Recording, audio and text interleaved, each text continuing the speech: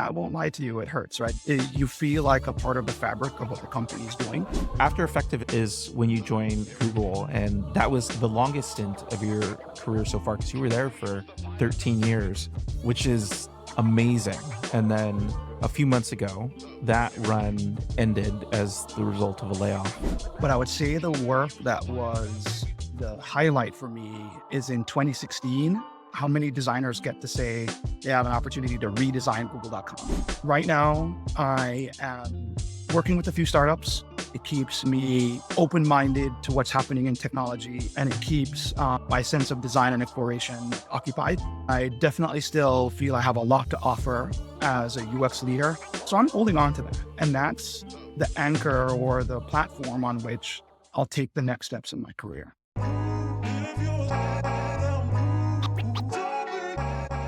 When I sat down with Jason Bly, I thought I'd hear a story about moving up the design career ladder. One that started with leaving Jamaica and ended with leading major design projects at Google. But what really struck me was how much of his story is about the risks we take to build the life we want, even when the outcome isn't guaranteed. Jason left his home country with 2 suitcases and a dream of pursuing design on a bigger stage.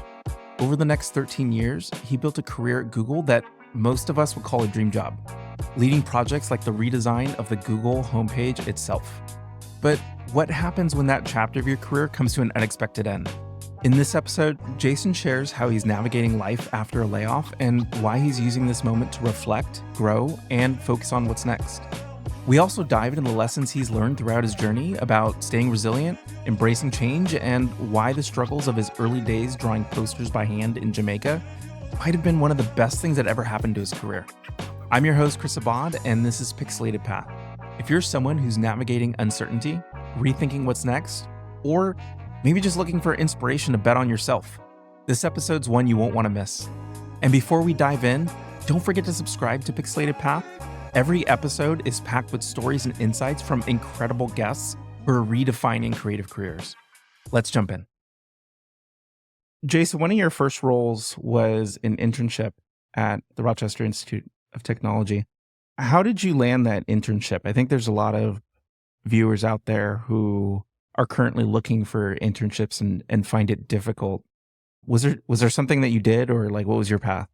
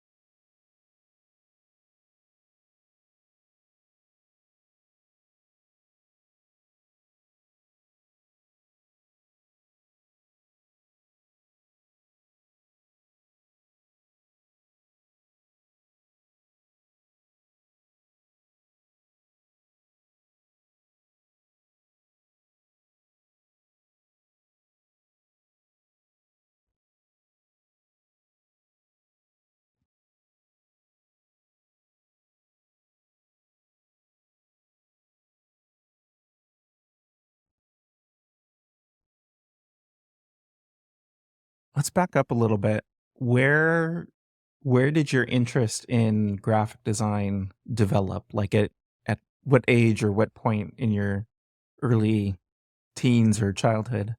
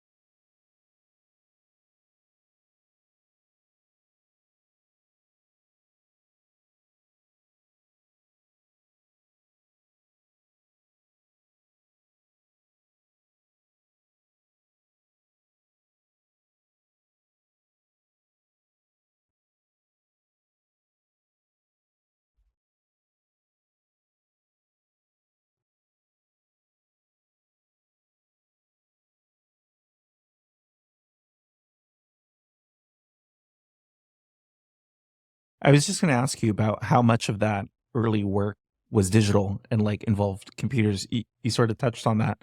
I mean, a lot of people go through school today where everything is digital and, there's very little drawing things by hand or, getting out a sketchbook. Do you do you feel like because that early education was different, do you feel like you would have had more advantages today by being able to like have access to computers and design software, or do you feel like you learn things and like in a way that gave you an advantage because so much of what you were doing was by hand?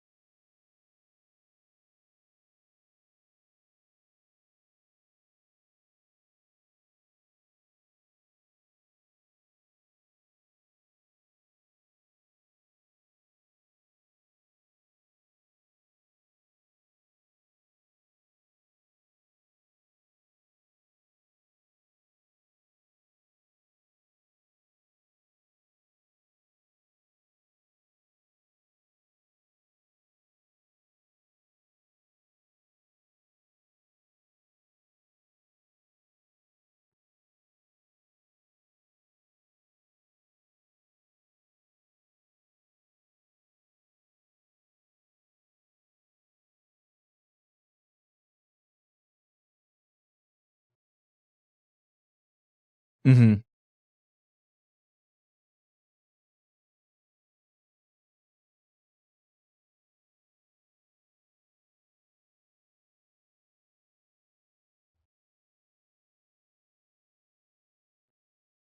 Is there an equivalent mechanism for people who are learning primarily through digital tools today? Because, like you said, like you don't do this by choice.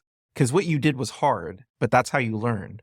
But if you have the tools to make it easy without without any sort of mechanism to sort of force you to do something uncomfortable or difficult, like I think that's where you don't learn those lessons. So maybe like, have you seen people who have learned that attention to detail through digital tools, and like, what did they do that would have been similar to kind of how you learned with analog?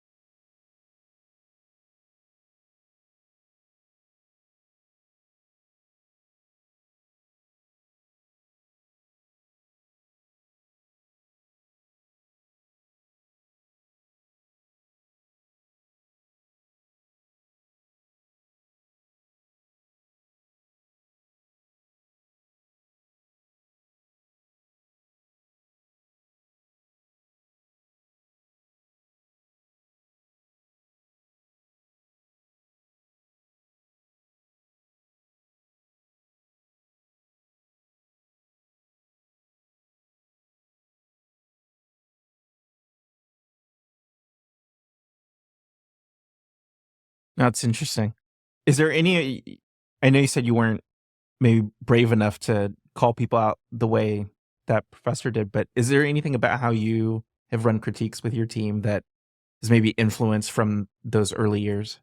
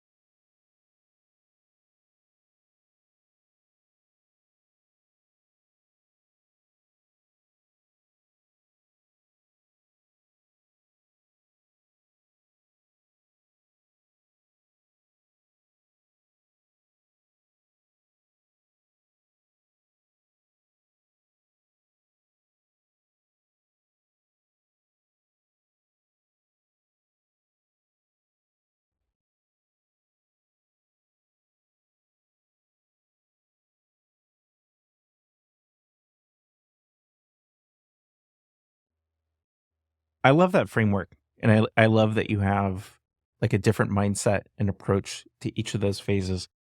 Going back to your, like, initial design education, so, grew up in Jamaica and you had your initial design education there.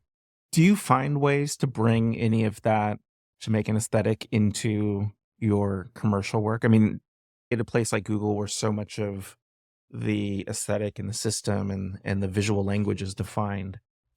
Are there opportunities to do that?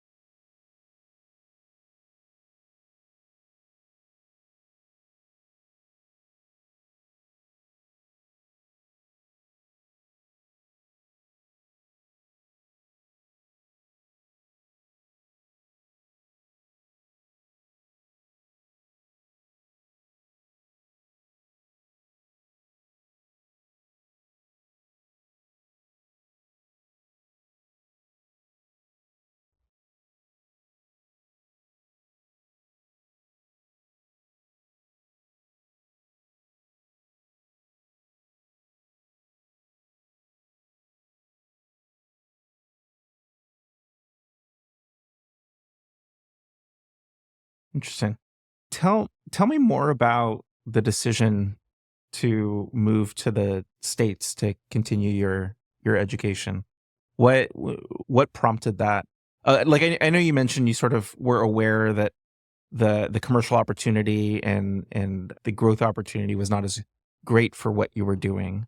Was there a particular moment that you had that idea?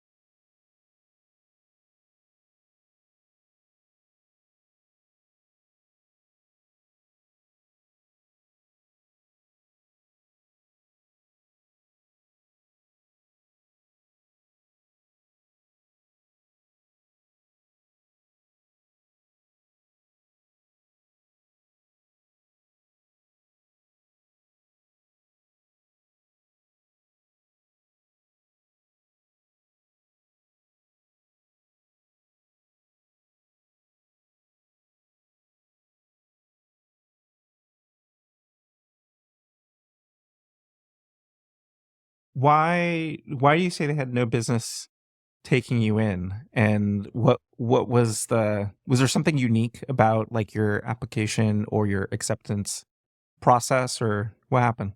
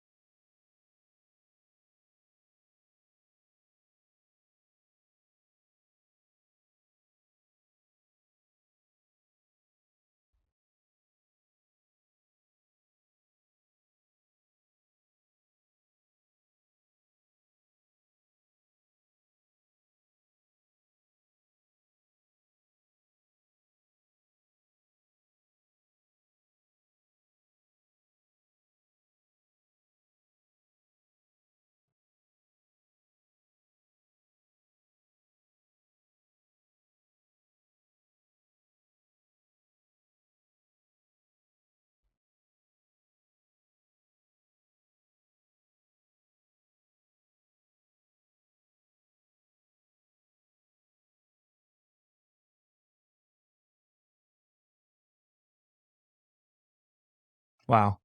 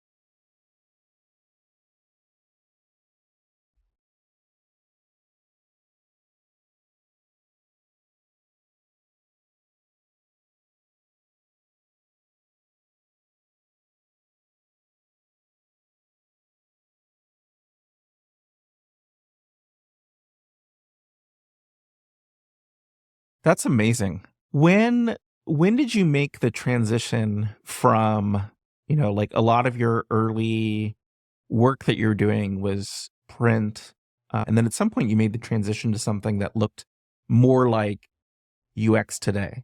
When did that happen?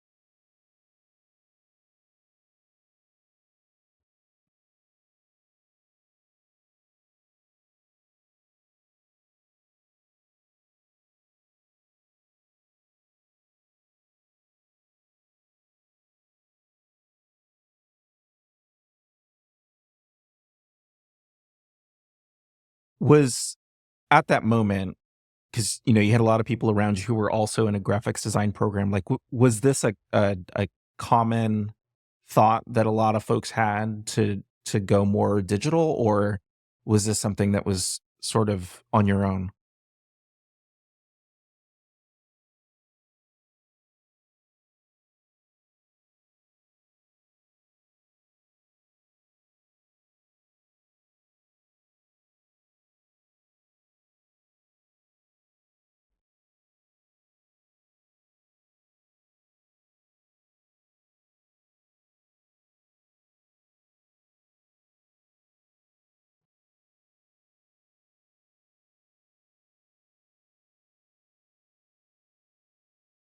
Interesting. So after school, Kodak was your first full time role, right? What was that like joining such a large company? Was that like was that sort of a shock to you, or how did you manage that?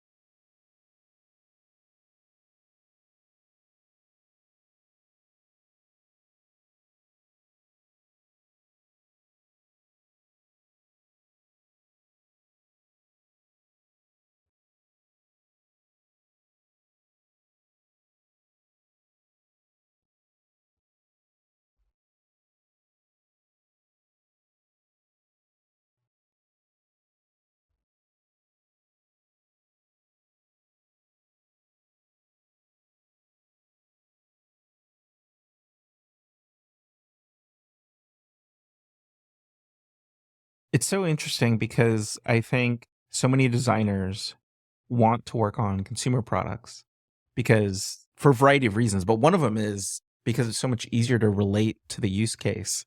But I think it's interesting because you could make the argument that, especially early on in those formative years, you're almost better off working on something that you can't possibly be the end user for. And then it forces you, like you were saying, to develop that rigor. And a lot of times that ends up being working on the things that people don't consider sexy or flashy or anything like that. That's very cool. So after you left Kodak, you were at Effective and your title was lead experience architect. This this sounds like a big jump in like responsibilities and scope versus what you did at Kodak. How did you like prepare yourself for that type of role, or like what skills did you develop that made you ready for that role?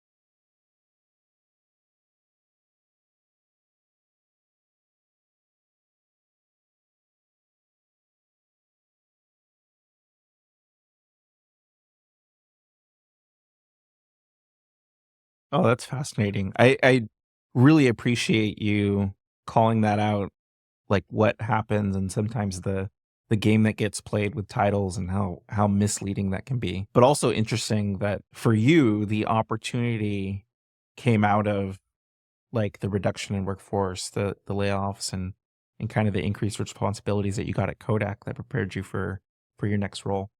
After Effective is when you joined Google, and that was like the longest stint of your career so far because you were there for 13 years, which is amazing. I mean, I have trouble wrapping my head around being at a single company for that amount of time. A company like Google's great because you can actually move around and hold multiple roles within that time. So it's easy to stay engaged and interested.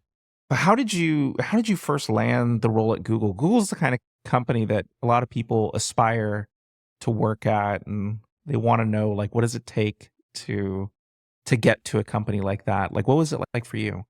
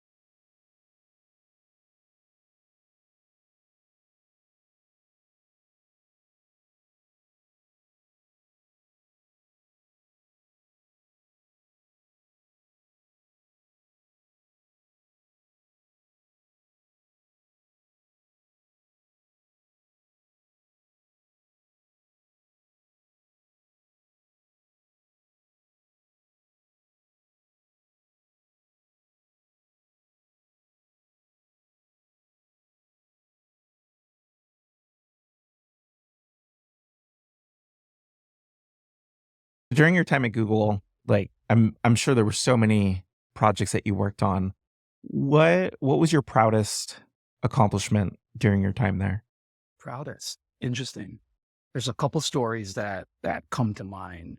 Three that come to mind, and I'm gonna have to pick one. One of them is fairly recent, working with the search quality team on our point of view on how LLMs and search come together. And that arc of work that happened like before ChatGPT launched, back when not everyone was a true believer that that's where the product might go. That was really fun. Working in 2013, 2012 to build our first, mobile sort of design specifically for mobile experience for search. That was amazing and fun. And I did some interesting work on behalf of the ads team there. But I would say the work that was the highlight for me, and I'll tell you exactly why, is in 2016, while I was leading the search ads team, the search ads formats team, I had an opportunity to design google.com for desktop, the desktop search experience, like not just the ads portion of it, but like all of it. And by no means did we push through with every design idea that we championed. But I think what I was amazed by in that project was not just the surface. It's like how many designers get to say they have an opportunity to redesign google.com. I think it was because of the circumstances of this would have normally been work that would have been done by the search UX team, the much vaunted and respected UX team for Google search. But that's not what happened. Like I was the ads team, right? The ads formats team, like one of the smaller teams in ads actually. And I had built enough credibility and trust with the leaders in the ads and commerce orgs at Google and the leaders in the search organization at Google to be able to do this project where I was jointly trying to find new levers of revenue growth for the ads team, new design malleability for the features of our commerce teams, travel and shopping, and needed to advance the design and user point of view agenda that the search team wanted to see happen. And I think probably at that time, there might not have been another designer who could actually carry all three of those missions forward equivalently. Like certainly there's designers that were expert at delivering on those missions individually, right? But I represented, I think, a blend at the time in sort of negotiating across all three.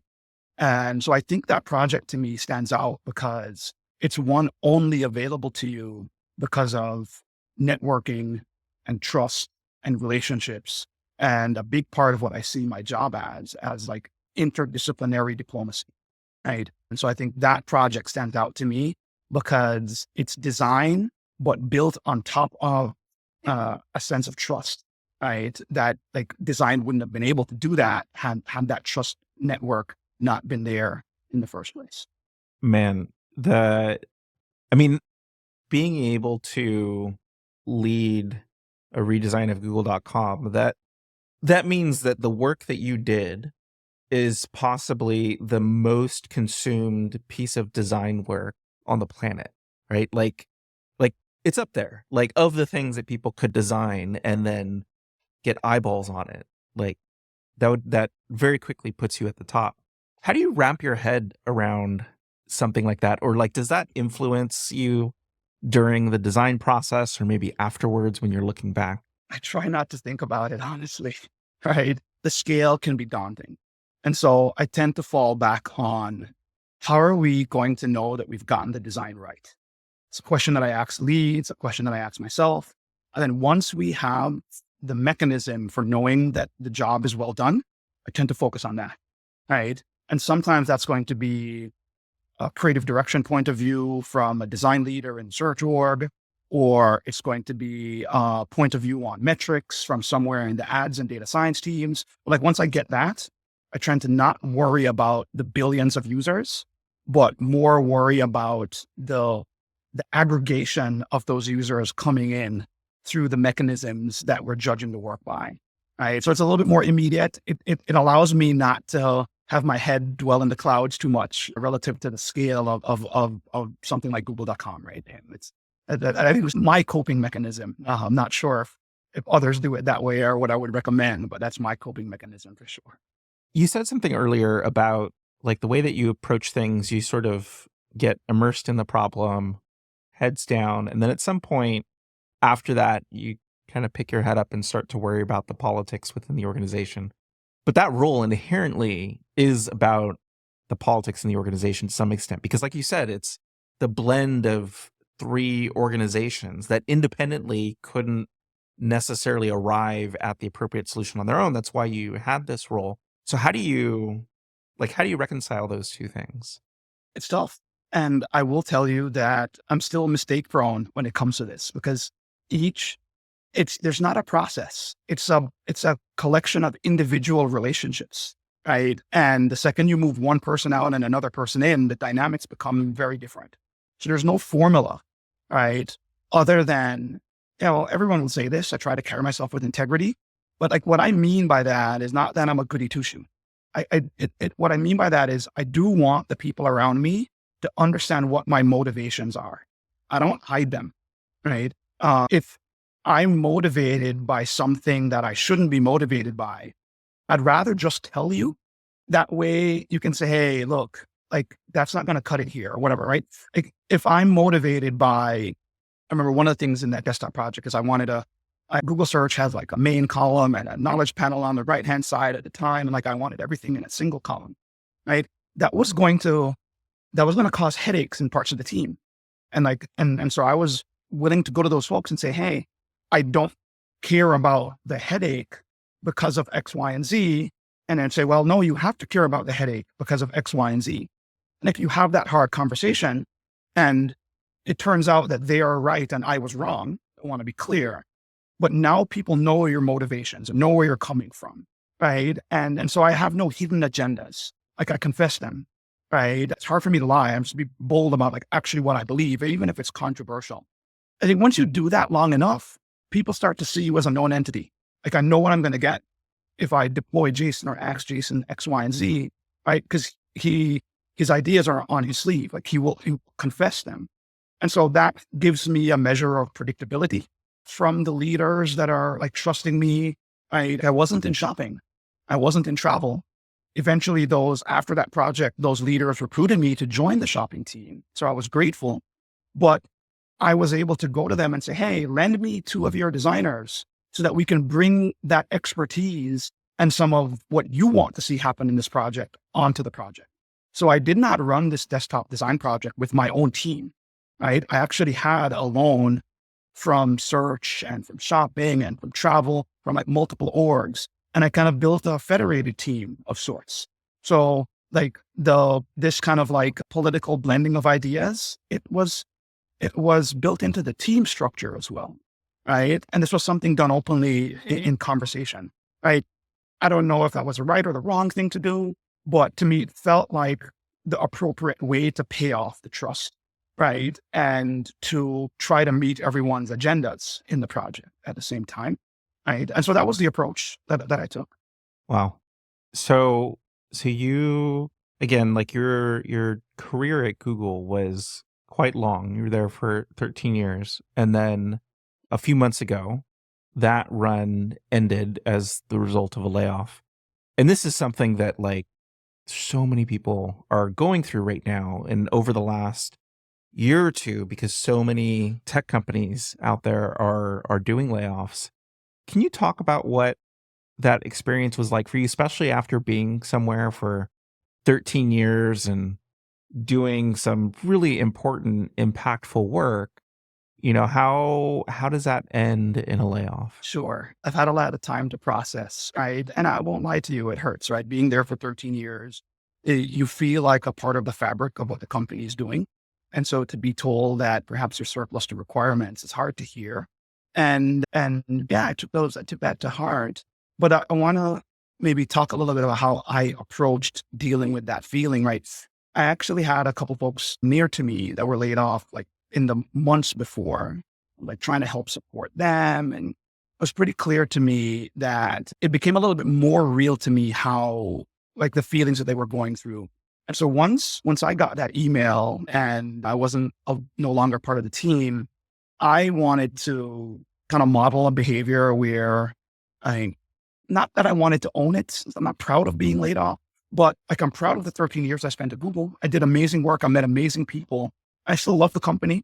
I understand where they are economically, that if they have a senior leader or UX director that perhaps doesn't have sufficient scope, that's not a cost they can bear. I think that's what happened in my case. I was pretty public about it. Immediately, I went to LinkedIn and said, hey guys, my 13-year career, which I kind of owe so much to Google for, and that's at an end, right? And I just wanted folks to know that I wasn't ashamed of that. Like I was actually really proud of the work that I did at Google and have an opportunity to kind of like take ownership of the next steps in my career, as opposed to think of the next steps in my career only through the lens of what might have been available at Google. And so I took that, right? I think the one thing that I don't do is I don't take it personally. And I still know, respect, and love a lot of colleagues at Google.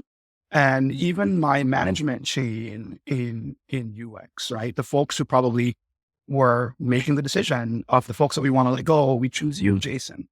I think you could take that personally. It does you no benefit, right? And ostensibly, in order for them to keep me, it's a game of musical chairs, right? So if I find a chair when the music stops, it means one of the awesome people that I was working with don't find a chair. So I know all those people. I know the other UX directors on the team. None of those decisions would have been easy. They're all amazingly talented, right? And I don't think it would have been fair to say, hey, Jason, you had a small team. We're going to give you this other person's big team and access this other. That's not right either, right? And so I don't begrudge any of the leaders having to make hard decisions in an area where costs have to be managed more tightly than they used to have been. So that's the perspective that I look at it. So like with that perspective, how do I then take the amazing network I have? Like if folks are looking at my LinkedIn profile and see that post, and I don't post often, right? I was brought to tears by the comments there. Those comments let me know that the way I was conducting myself, the way I was showing up, added some value. Perhaps I wasn't necessarily always the best, but I meant something in a small instance to a large group of people. And so I'm holding on to that, right? And that's the anchor or the platform on which I'll take the next steps in my career. And so that's the way I look at it. I also reflect at the time that I spent at Kodak, and I saw how much opportunity was made for me as a young designer when they had unfortunate layoffs and the people that I looked up to weren't on the team anymore, right? And all of those people thrived. Perhaps took some time, but they're all doing well, right? And I grew from it. And so perhaps with my departure from Google, the people that I were working with more directly, they'll have more scope. They'll have more opportunity. They'll have growth paths. I wish them the best. Like you said, you have the advantage right now of having a good amount of time to process and sort of reflect and gather your thoughts. Walk me through what the first 24, 48 hours was like for you after you got that email. My heart sank a little bit, like that feeling in your stomach. I don't know how to describe it. And like, I didn't open the email for a long time. I just read the title, and a part of me saw it coming, right? Because I had my own sense of priorities in terms of what relative value each project available to the broader team might have been bringing. And so for me, I work on projects that sometimes have a longer time horizon to mature. And so I'll have ebb and flows where I'm doing like really impactful work, and then other moments where kind of doing projects that are kind of almost like maintenance level projects. And perhaps I found myself in this lull where it's kind of like a little bit of a maintenance level project. And every now and then where there's enough maybe leadership turnover, new leaders, and sort of an air of regime change starts to build. And I think when that happens, the org is self-aware enough to start to kind of feel a sense of a reorg. So like when that spirit was in the air, you kind of felt change was happening. And so like I had that, but like you try to not dwell on that stuff. You try to focus on the work that you have and try to make sure at all times you're doing good work. But so I had some sense of like, maybe this wasn't the air. Is this the right time? I don't know. Right. But you also want to model a sense of resiliency. especially for the people who either report to you or you're working with as a director in the organization. And so that's kind of the approach that I took. I have to put on a sort of the brave face of a leader and try to keep getting work done. Although, like when I got the email, like my heart sank and I was like profoundly disappointed. But I think it was like the very next day where I was like, okay, not driving into the office today. And then let me actually go let my network know what happened. Right. And then immediately I started getting those comments on LinkedIn and just started like reflecting on those 13 years. I hadn't really had an opportunity to do that. And so that's what happened. Right. So I wasn't in like shock or awe, but I was like disappointed, saddened. Right. Like it was like those teammates, or they were real teammates. That wasn't trivial. Right. I would have ran through a wall for the team. In fact, over the months prior, in certain instances, I did. Right. So that's what happened. What about outside of work? Like the next day, you're not driving into work, so you're at home. What was that like? I mean, are there conversations with your family? Are you going for a drive? Like, how did you Yeah. manage that initial time? And we didn't tell our kids until they ended school. Just didn't want it to be a topic of conversation. My kids are 8 and 12, right? So they'll be able to get a little bit of it. In fact, when I told my daughter is my biggest champion. And she got mad. She's like, she wanted to stop using Google products. I'm like, no, Google's awesome. Don't use Google products. It's cool. But that's my daughter. Don't mess with me if my daughter's nearby. She's trouble. And I play basketball, I play soccer. That's my stress relief. And so I just dived into that. And, I'm not ashamed to say it. Like I would stress eat, right? And like, I stopped doing that. I'm actually, I feel like a lot healthier. I've lost about 25 pounds since I left Google. And that's what I did. I immediately said, let me focus on my health, my body, my rest. And just like this was my version of like detoxing, if you will. I hate the word detoxing. I didn't think Google was toxic, right? Like it was a competitive environment. We were doing a lot of hard work, right? And I needed to unwind from that. That's a better vocabulary. I needed to unwind from that and to de-stress a little bit. And so I dived into sports. My son and my daughter, they play soccer. I dived into that with them. I got to spend a ton of time with them and I got to reconnect with my network. Those were the priorities in the few days afterwards. For someone who's maybe doesn't have the benefit of the years of experience in the industry that you do, they're still learning a lot of these lessons, but they've been through a layoff. Is there any different advice that you might give someone beyond what you did yourself through this layoff on like how they might process, how they might figure out what they do next? Sure. Because I went through a few layoffs at Kodak that I survived, I always learned something. I learned something from my fellow folks at Kodak, which was like, hey, like people don't talk about money a lot in the Bay Area or in design. And so back then folks said, hey, be patient, right? Like this stuff is cyclical. Economies are cyclical. You'll find new work. And then you go one level lower and it's like, but people can't afford to be patient, right? And so like, if you're in a job or in your career, like my advice to you is build an emergency fund, right? Because if you have that and you can be patient, then you can actually take more ownership of the next steps in your career. And it gives you a measure of confidence that you can go into the next interview with, as opposed to desperation, right? And so like, that's the first thing.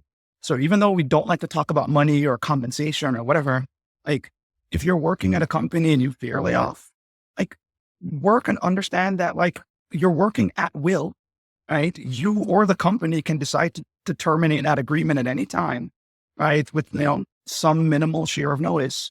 So make sure that like you can financially create some buffer for yourself, right? And I think just that alone gives the individual some sense of ownership of the next steps. And if you have that sense of ownership, you're going to show up much better as you plan your next steps. So that's the first bit of advice is wherein so possible, like plan for that, right? And the second thing is always know your market value. Right. And sometimes your market value in the organization you're in is higher than it would be on the open market.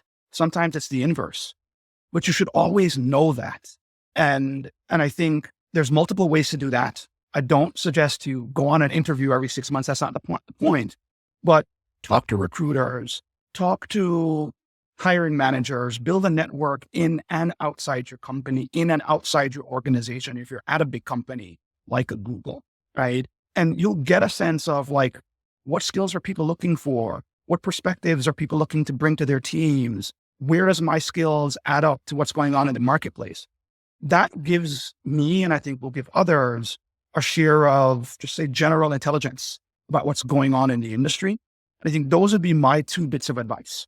Because if you know the industry and you are prepared to be patient, you can chart a successful course, in my opinion. Such great advice. What's next for you? That's a good question. I spent some time in Jamaica this summer, more time than I would have normally done. So that was like really refreshing for me, energizing. And right now I am doing 2 things, working with a few startups, let's say in an advisory role or slightly deeper. It keeps me connected to the industry. It keeps me open-minded to what's happening in technology. It keeps me meeting new people and growing my network.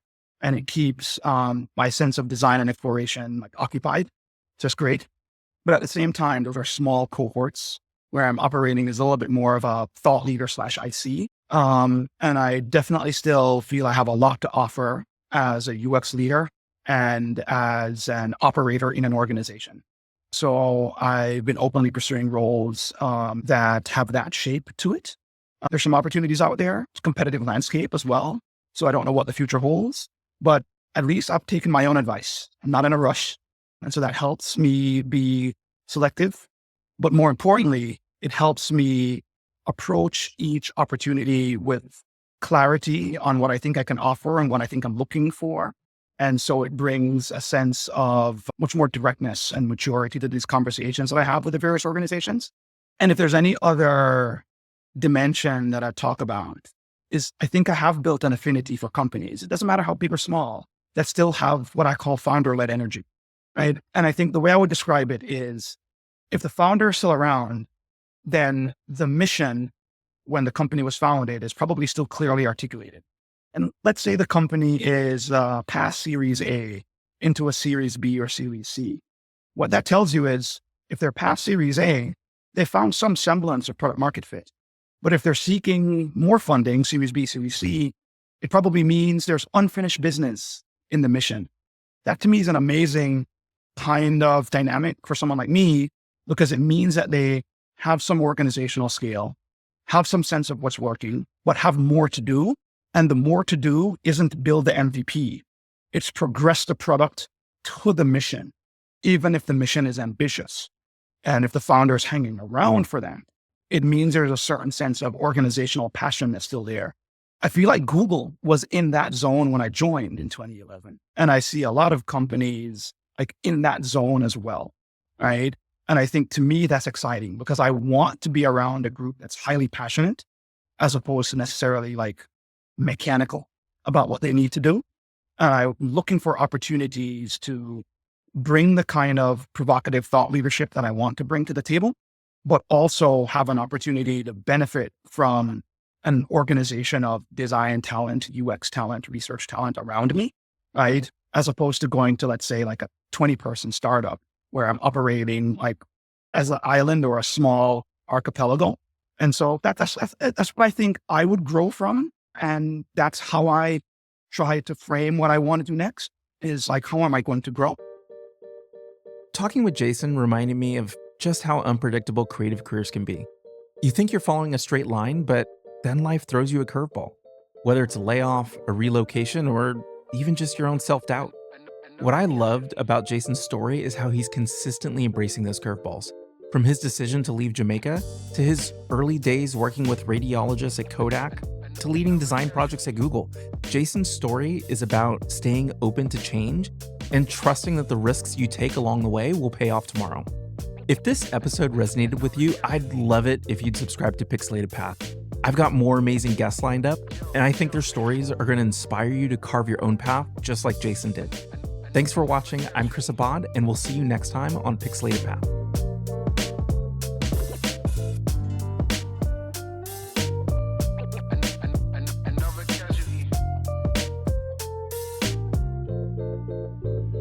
Joe.